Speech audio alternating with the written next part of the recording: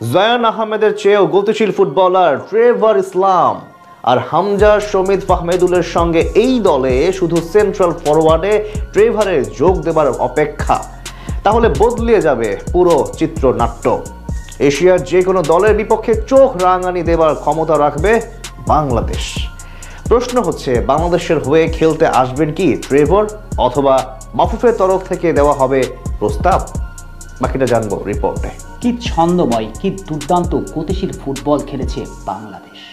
হংকংয়ের বিপক্ষে ফিরতি লেগে সামিদ সোম, হামজা, জায়ানরা যেন পুরো দেশের ফুটবলকে বদলিয়ে দেওয়ার ইঙ্গিত দিয়েছেন।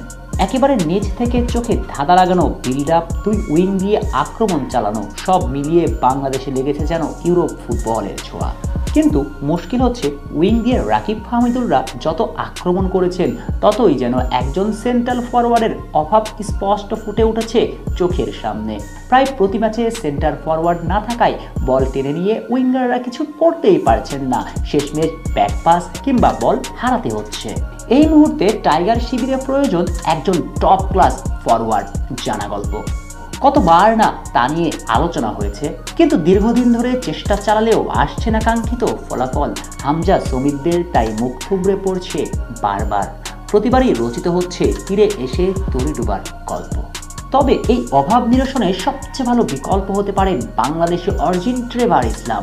আমেরিকা কলেজ লিগে খেলছেন ট্রেভার।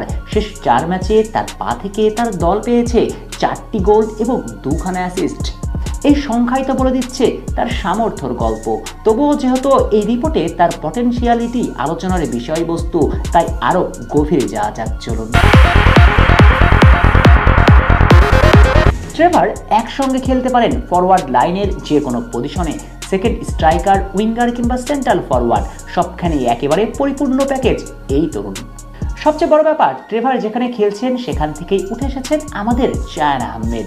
আরও বড় ব্যাপার, জায়ান আহমেদ যে গতিতে ফুটবল খেলে মন কেড়েছে সবার, তার গতি দেখলে মনে হবে যেন ইউরোপের কোনো ফুটবলার এসেছেন বাংলার ডেরায়।